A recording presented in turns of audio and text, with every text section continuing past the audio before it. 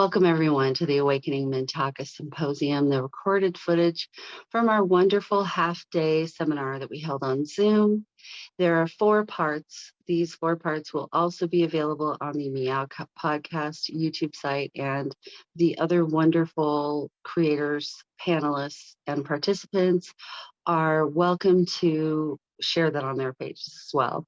Please go follow all of these wonderful folks. They gave their time and their heart and their trust and their faith in me putting this thing together by the seat of my pants. I hope you enjoy. It was a wonderful day, better than I ever could have anticipated, and we're excitedly planning next year's symposium, which hopefully will be an in-person event with a live stream.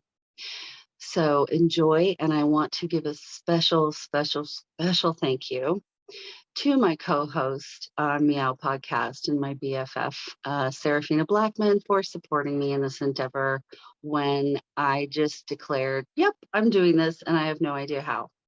I had no idea who would show up, and now that we're getting to the people who showed up, I want to thank the wonderful panelists for giving their time and supporting this event and participating. And I also want to thank everyone who attended, everyone who registered.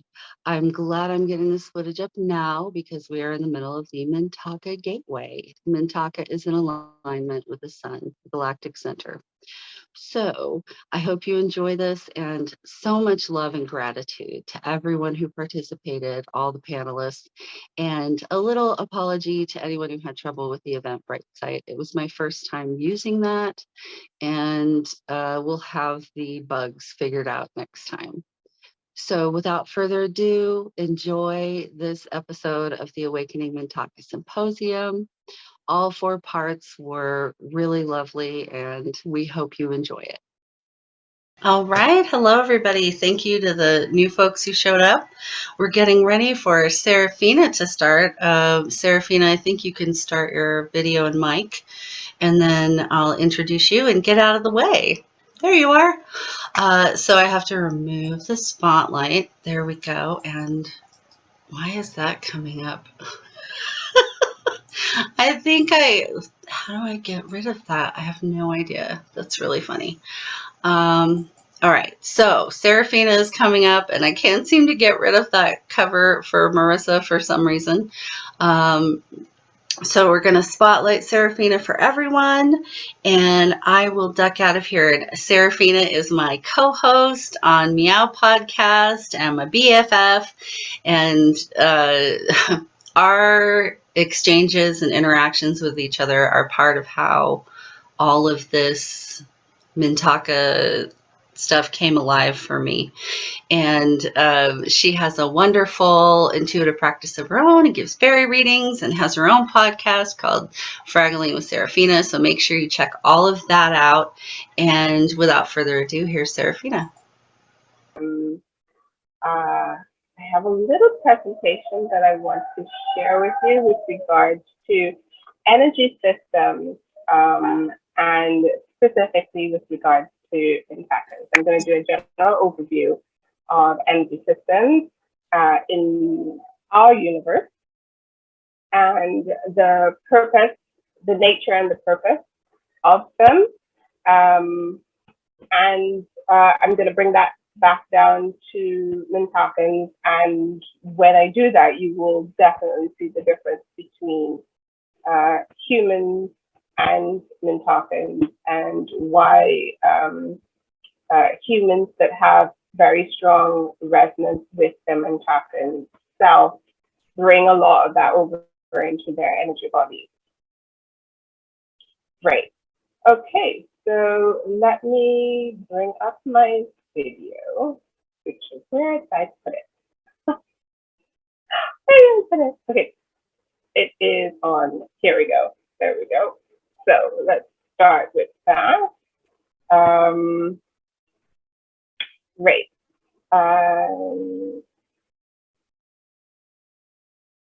See that? Can you see that? I gave sharing privileges. Can you see it? No, not yet. Okay. Okay.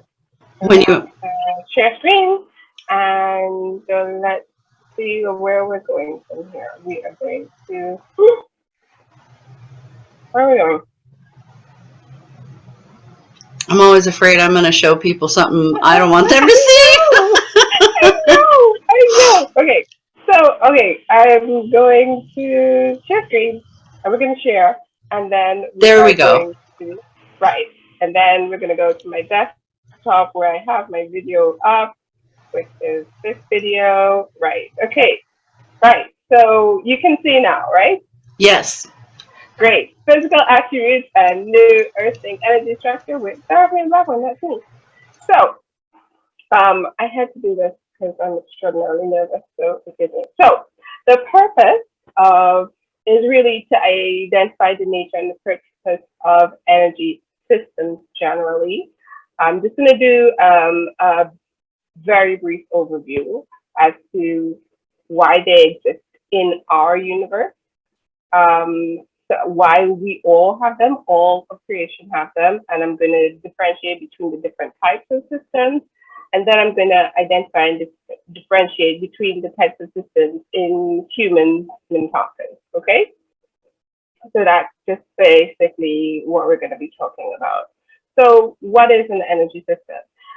An energy system is essentially, well, in the Vedas, they really talk about two or more channels of subtle energy. When they meet, they create a vortex, which is a natural movement in creation that creates a spiral, right? So if two or more subtle energy bodies meet, they create what's called a spiral, a spiral movement.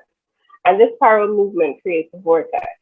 So it exists in terms of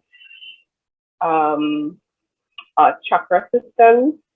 You will see them in terms of galaxy formations. You will see them in terms of the core sun. You will see them in nebula formations. So that natural spiral exists in the universe when two subtle energy channels meet. So these vortexes are sort of like gateways and keys because of the synergy of these two bodies that move together. Now, what is the purpose of having this kind of system in our causal universe, in our universe? Well, it's simply this. If it is that just take the structure of a cell. The structure of a cell has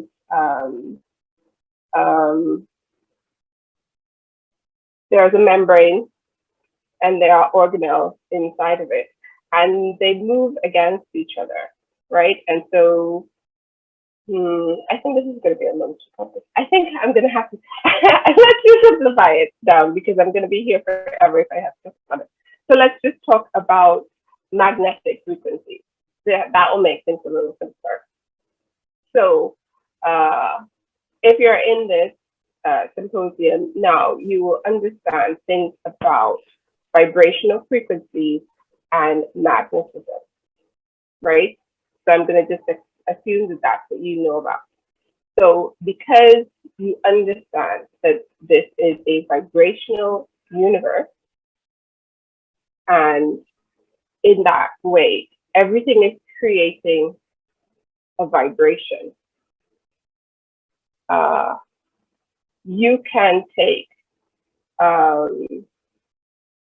you can read that vibration on a spectrograph. You can read that signature on a spectrograph. And in our understanding, in our human understanding so far, we have been able to understand that those vibrational, those images that we see of these frequencies can be explained in many different ways. So the simplest way is that sound. In the sound system, there are notes, and these notes, right, create a particular picture. Now, the vibrations tend to move in waves, and there's things called a wave signature. And in these waves and these wave signatures that they have, these frequencies, these sounds that you can decipher, you can hear them, right? This is how they interact with our physical reality. You take that picture and you place it on in another system, say the light system as opposed to the sound system, you could overlap the light and the sound frequencies almost exactly by just stretching it out. So every sound has a corresponding frequency, which corresponds to another frequency in the light system, which corresponds with another frequency on that we perceive to another system, which is our feeling system, our affective system, our emotion, our perceptive systems, which we would talk about our feelings, correspond with a particular feeling. So it creates a particular feeling in us. So what does that mean in simple terms? That it's all the same thing. That it's all, the energy is basically just broken up into different groups and categories. The energy is broken up into different groups and categories in order for, and given rules to behave. It's that simple.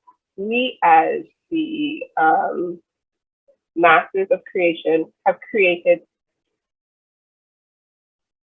rules, laws for our universe to organize our creation. But it's all the same thing. It's just different treatments of it. So what does that mean for us? Well, if it's all the same thing, then we are the exact same thing as light and as sound and as feeling and as matter, but in different treatments of them. So what does that mean? So what does that mean for us as humans? Well, the purpose of having these rules in creation is to create stability, right? To create a focus for our consciousness and to create connection and what we call structural integrity. Structural integrity means that all of these frequencies, which are given tasks and laws to behave, basically they have a function, they have a mandate, they have a purpose, and they behave in harmony with each other.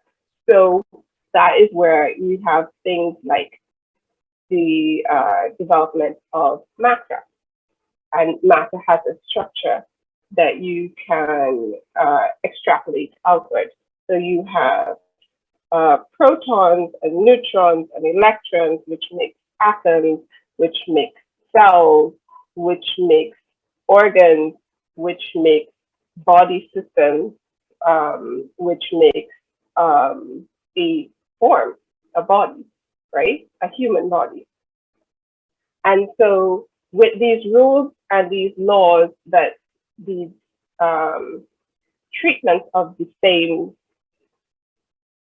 I would say, seeds of existence, in the way that they behave, that they have laws and rules to behave. Once they are behaving in the ways that they have been designed and they program, they create a focus for consciousness. They create a stable environment for consciousness to be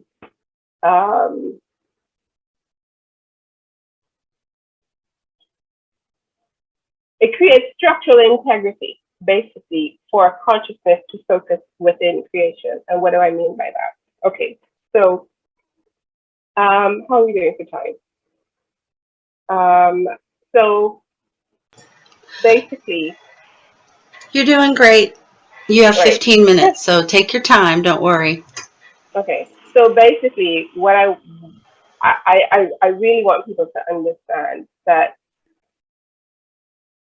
in your human form, your or in any form that you take on in the universe, there are rules that energy and the particles of creation are allowed to behave, and they're allowed to move within very specific parameters in order to stabilize structures, so that structures that are created work in harmony with other structures that are created. That's all it is. So just think of it in terms of your body. In your body, you have a chemical system and you have an electrical system, and they work in harmony with each other. And so once there is any kind of disharmony within those systems, what you get is you get disease, decay, and death.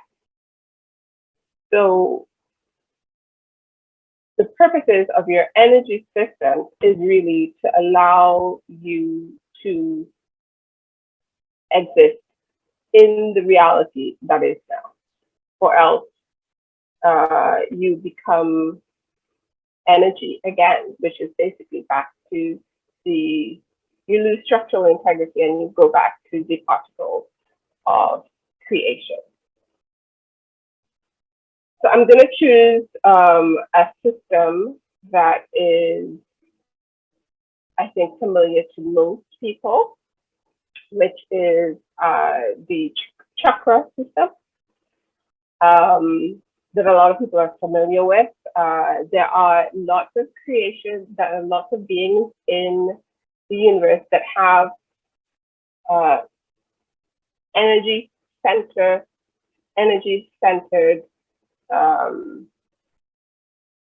systems, similar to the chakra system. But there are a lot of them that do not. Now, because energy works in the ways, universal ways, right? Every being in creation will have its own energy, bodily energy system. So humans have a particular energy system, and a lot of people like to work with the chakra system, but there are other systems within that you can work with. And like I said, that the chakras are essentially just, they are not organs. They are basically where two or more channels of subtle energy meet. And so they create a natural spiral in nature. The chakra system was really organized in order to be able to transmit that knowledge in the Vedas around 3000 BC. But it was only in the 1970s that colors were actually added to that system. Previously, the Vedas saw the chakras as not just multidimensional, but they also saw many colors within them. In the 1970s, the intuitives at the time that were working with the chakra systems placed specific colors within that system. I'm not saying that that was right. I'm not saying that was wrong. That's just what was done.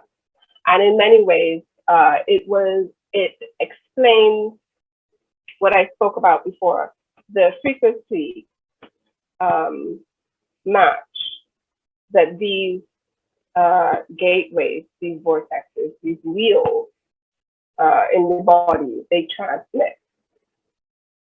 And so they were allotted colors within the system that we work with. Now, the image that I have on the screen is one that is very specific to Mintakans. Mintakans have a very sophisticated communication center. This is something that they have added to the human collective. And this is because, okay, so let's go through it. So the first three that you see on the top, the big blue circles, right?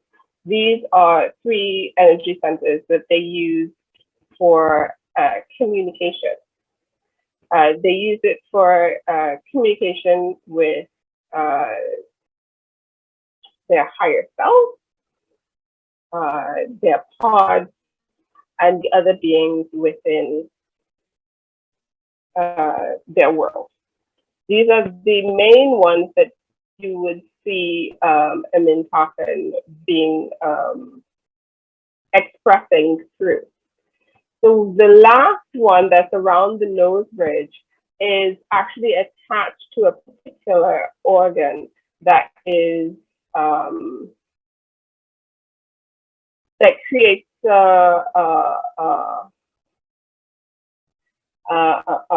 sound. Is actually it vibrates. There's almost like a tympanic membrane in that area that creates a sound that beats, and that is also an emotional center. That tympanic membrane that beats also has, you could almost say it's like a second heart for the Mintakans, right? So I wish, okay, so let me just, because I need you to see how it moves. So that's how it moves, right? They don't all spin at the same speed. Let me just go back. They don't all spin at the same speed, like our own energy system. But I really want you to see okay, wait 1 second. Let me just go back there. I really want you to see these spiral ones that are going on there, right? Those spiral ones that these spiral ones that are out there that are almost like they are transmitting. Those are also attached to a sonar kind of. I'm not Mintakan, let's just put it that way. I'm not Mintakan, but that's a sonar. There's one on each side of the face, but it's attached to a larger organ deeper in the head cavity that is used for sonar when the Mintakan is underwater. This is how that's their secondary eyes. This is how they locate where they are. They can also transmit sound and frequency as well. The ones that are higher up tend to work more with the being able to have the bones of the head expand and retract. Those are the pink ones to the side, and the smaller bluish ones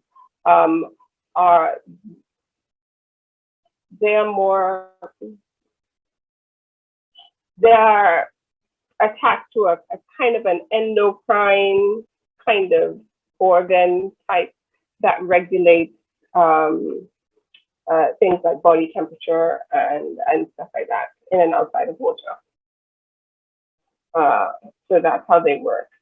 There are some other energy centers within the Mintakan physical structure, very similar to the human, which is in the hand, in each hand. They all can also communicate through that. They often use touch communication. they also communicate through the feet in basically in creating almost like sound waves through the feet as well in order to communicate. The Mintakan skin is a very, very active organ, and it has so many different sensory neurons in there that it is probably as sensitive as a female clitoris. It is that sensitive. So the touch of Mintakan is can be orgasmic, and that is not to say with any sort of genital involvement. There doesn't seem to be much genital involvement in their pleasure seeking. Let's put it that way. So there's two more energy centers that I really want to talk about. That this one at the neck, which is that sort of semicircle, that is extraordinarily unique to the Mintakan energy bodily system. That is used mainly on when they are out of water because they are amphibious. This is where it is another sound organ. And the triangular is, again, a very unique energy system to the Mintakan. And this would be what we would consider in humans a heart center. It takes up an extraordinarily large part of the chest, and it moves in exactly that, a triangular formation, which is an extraordinarily stable movement in the universe. And yeah, it's a big part of their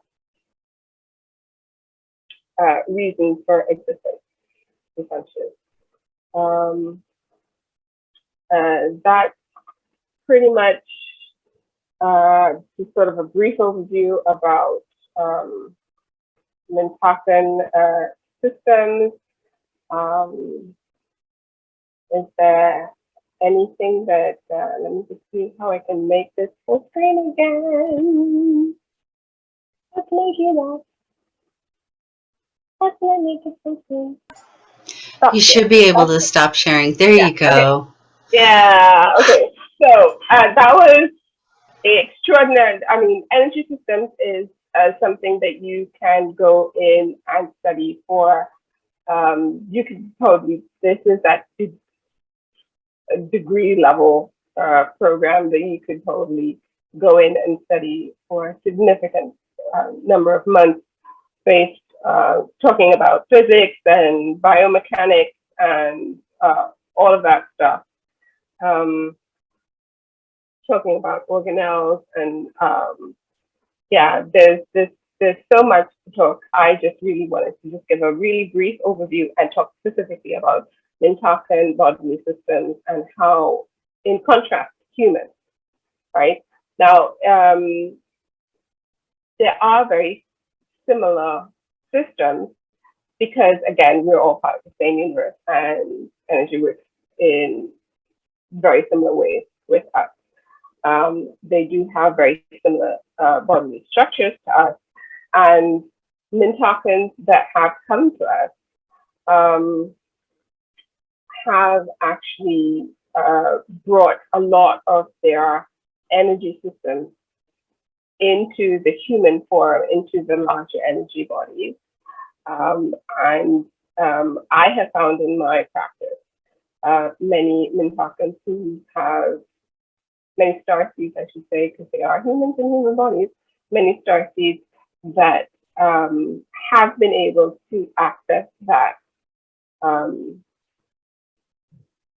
those systems that have been, that are still there. and been very, very confused because they don't show up in the traditional chakra system that I could probably talk about for a really long time about how I'm very unhappy with how they managed to do that. But yes, so that's my presentation. If anybody has any questions, let me see. I'm not sure. I typed in chat to see if anyone has questions. Let everybody know where they can find you and all of your stuff before we go into the Q&A. So you can find me on all my socials at Seraphina Blackman. I'm on Facebook and IG. And I have a link tree, which is Seraphina Fraggle. So Linktree/Seraphina Fraggle, where you can find my booking site and all of my offerings. So yeah. Thank you so much, Seraphina. That was awesome. Oh, here we go. Shannon Hatton says, that was great. Thank you. I am aware of my Mintakan organs and have been trying to get accustomed to the differences in sinus use and pressure, also a tingling. Wow, I can really relate to that. Do you want to come on camera, Shannon?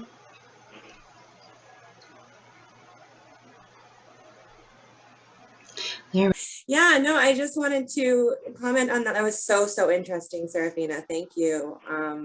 There's definitely some that I'm going to have to go back and watch on that because I think half of it went over my head still, even though it was like ticking all the boxes. The cyclonic kind of energy is definitely something like with my healing with my hands. I just kind of see come out like that, almost like a hurricane, I call it, because I do think it has that water energy in it, right? So that was super interesting. But yeah, in the chat, I was just mentioning with this area of the face, and I know Andrea and I have talked about that. That was kind of near the beginning of when my own kind of discovery began. But yeah, I've had sinus pressure, definitely a very specific type of tingling that's different than, like, I know a lot of us have probably experienced that third eye tingling when we're kind of seeing, but it's different than that. And it's right behind the bridge of the nose.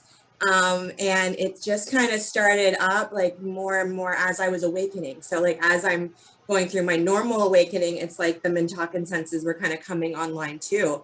And it was just very confusing for a while because I didn't have anything, like the doctors couldn't tell me anything was wrong. There was no infections. There was no way to, you know, like go about it with Western medicine until, you know, Andrea and I are talking, we're talking about like TMJ type symptoms, inner ear type things. And all of that, of course, is so connected.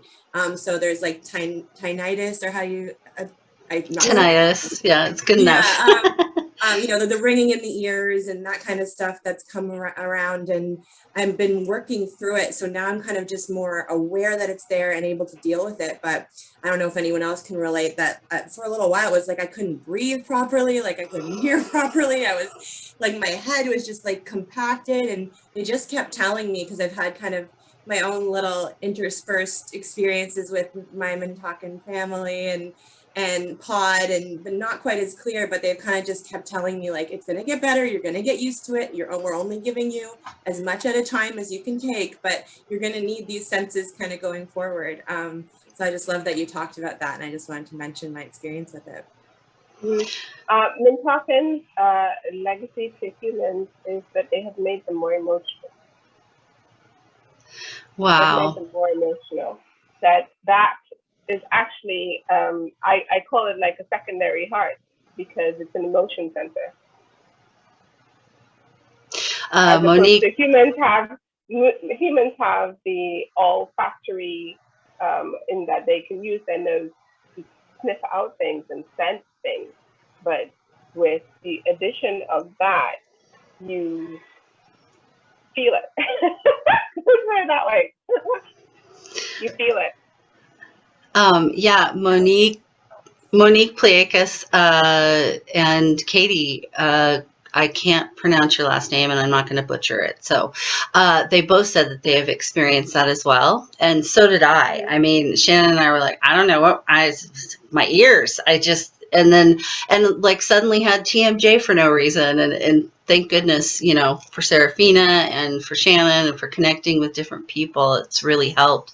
The one that I found most interesting was the triangle, because when I got the whole, the love expansion movements that I do, that came from those origins. And what I'm always doing when I'm pulling in that source energy and then breathing out love, look what I'm doing. I'm making a triangle. Looky, looky.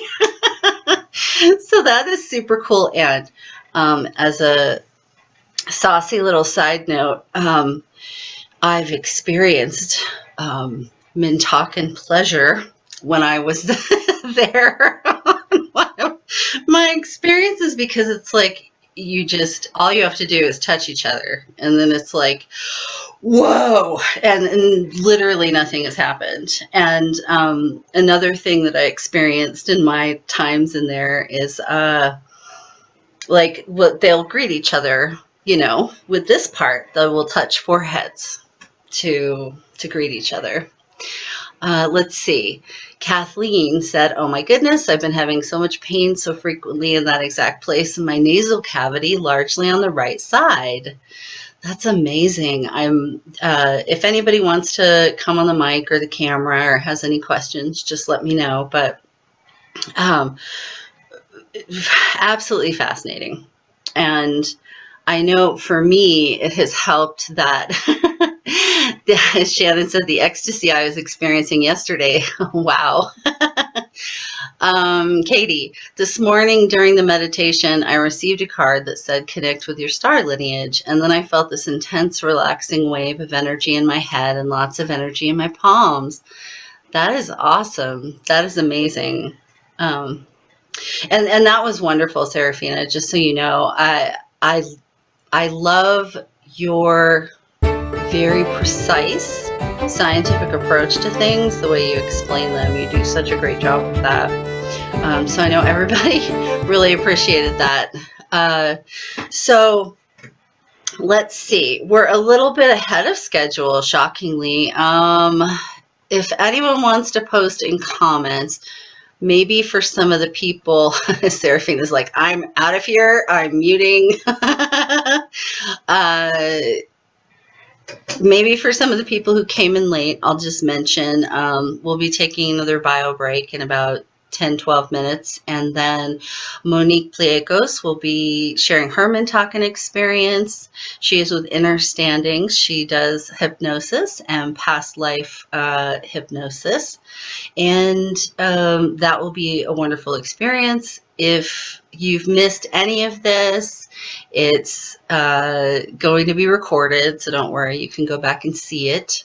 In the beginning, I basically just talked about how I was taken to Mintaka the first time in the bathtub after connecting with the whales, and how it was such a visceral experience, a very, you know, it was like opening your eyes and suddenly the room you're in, the place you're in, just isn't there, and you're in this other place and you feel it very viscerally, and it was beautiful. It's just absolutely beautiful. And I hope that us sharing all of this information helps you all to feel validated and understood, and know that you have family, you have connections here on Earth, and that there's plenty of people out there who are just like you and who are consumed with that triangle that Seraphina was talking about. And these it makes so much sense, some of the ways in which I have been sensitive throughout my life.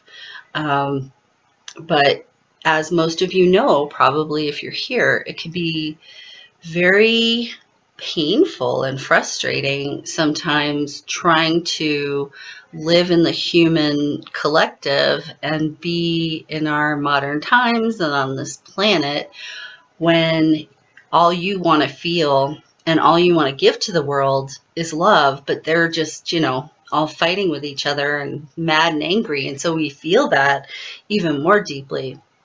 But as Seraphina was talking about, just us being here, just us expressing ourselves and being our loving selves out in the world. And that doesn't mean that we never have a cranky moment or a bad day, but what I have found with most people who are Mintakan is that it's just their natural setting to have that love going on.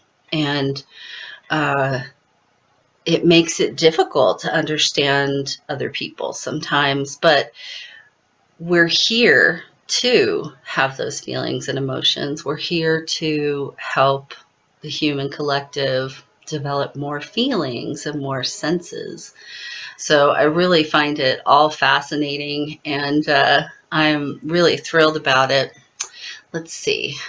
Katie says, there's a show called Siren. When I watched it, I saw these beautiful mermaids touching their heads and saying family, and it resonates so deeply. Now I understand why. Thank you. Oh, thank you, Katie.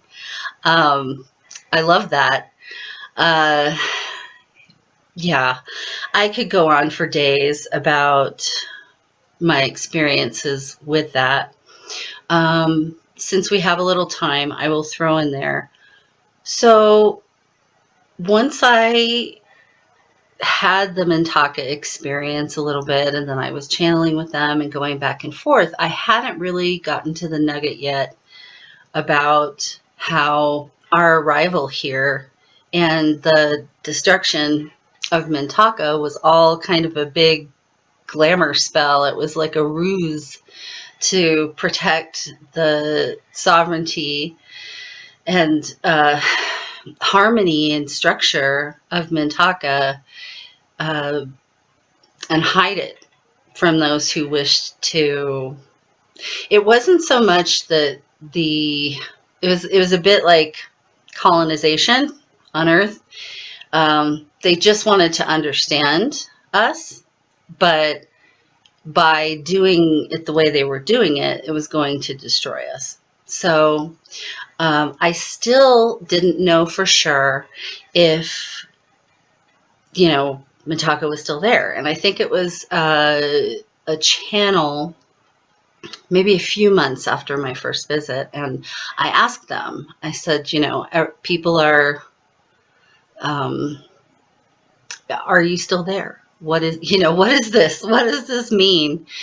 And they were very clear and explained the whole thing. And once I understood that they were still there and always have been there, it made a lot of things make sense, because I always felt that presence. I just didn't know where the heck they were or who they were. And so some of you may have that feeling as well. As I said in the beginning, there's pods of 8, and you make a family unit. This will come up in the panel later, I'm sure. And Shannon, if you wanted to jump on the mic and video again, you're welcome to. But I'm not sure yet about children, if they're Mintakan children, but Shannon and I have a very interesting connection, metaphysically and through Mintaka, that tells me that they're somewhere. They just weren't where I was. But it seems like until you are a complete adult, you are not with a pod. You're with like your Mintakan mother. There's a place where you grow into a full-grown, fully mature Mintakan. And I don't necessarily have a full grasp on that, because the thing is most of everything that happens, like there really isn't sexual reproduction. That's not necessary, because they just breathe things into life. Let's see, what is everybody saying? Oh, okay. Love that show. Okay. Shannon said, oh, that does sound so beautiful. I need to watch that. Thank you. Part of one of my first Mintakan visions had the forehead touching. It was so, so beautiful. Meg says, it's so good, Shannon. I'm constantly rubbing my third eye, like I've seen home videos of me doing it as a 3-year-old.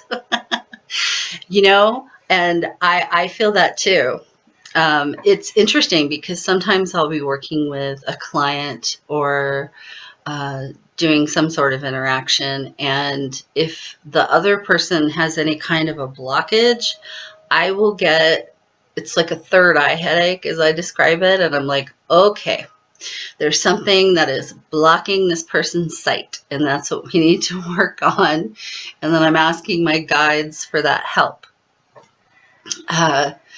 So it is wild how that happens.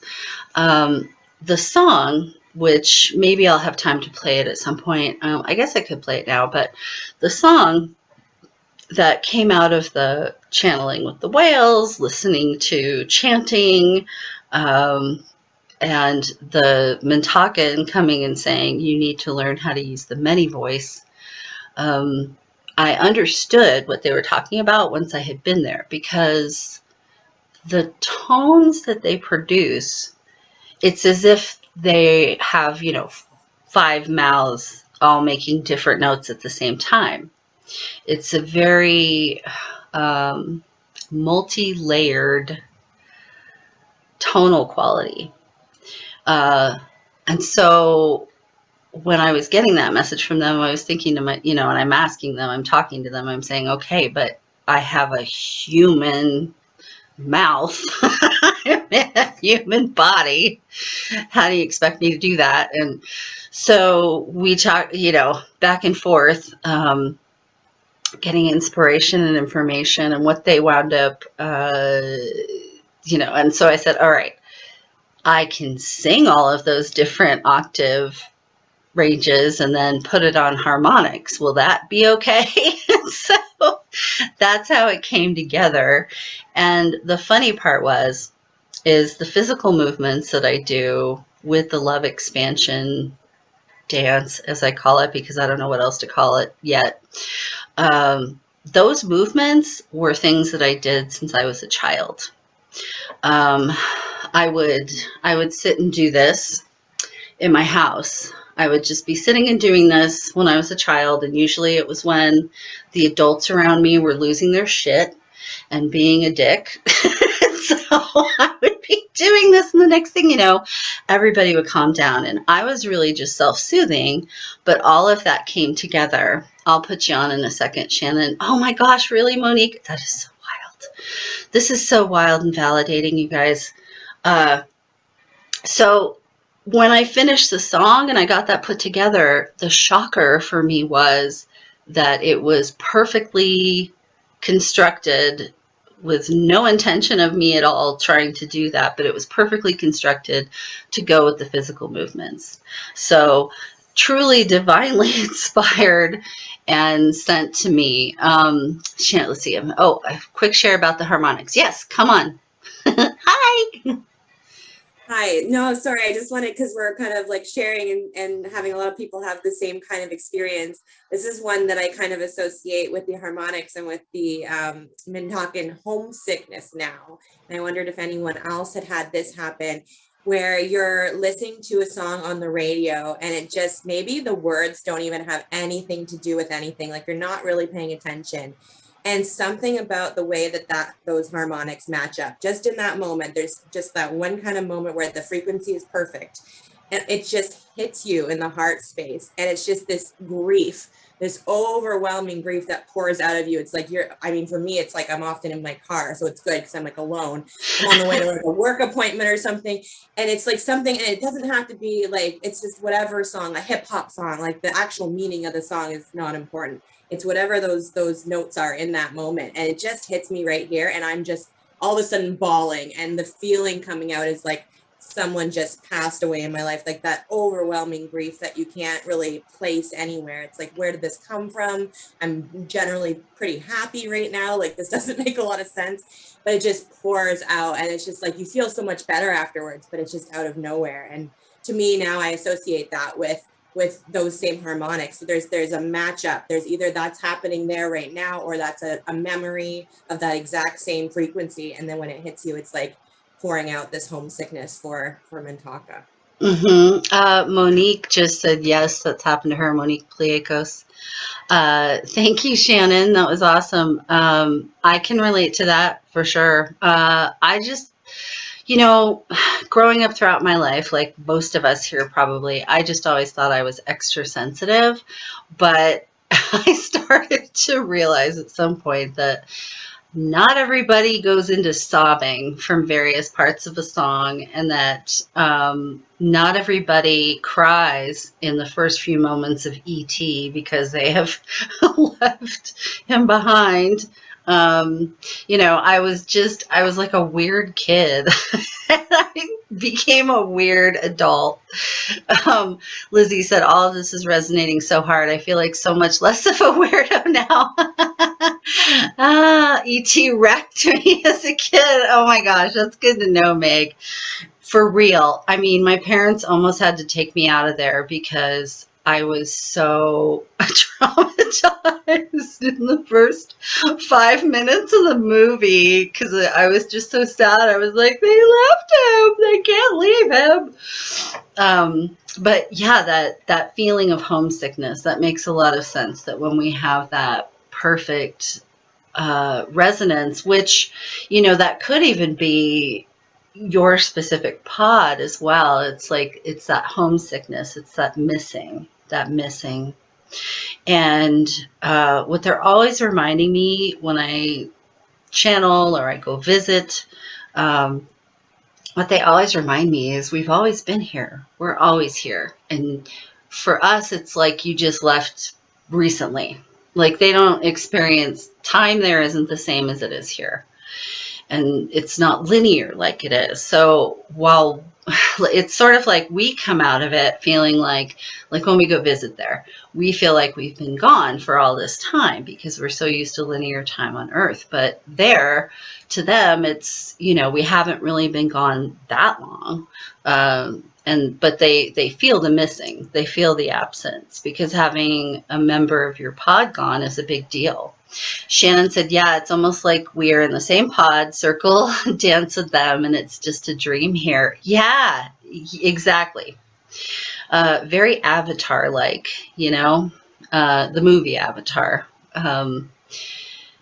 Such an interesting experience. Well, it's 11:52, so let's all take a bio break. I'm just going to shut off my camera and mic for a little while, and we will be back at noon, and I'm so excited for Monique Pliakos, and she's going to do some hypnosis with us and talk about her experience, which from what you've been saying in the comments, Monique, is going to be even further validating and enlightening for all of us. But thank you so much, everyone, for being here, and I sure appreciate you all, and we'll be back in a little bit.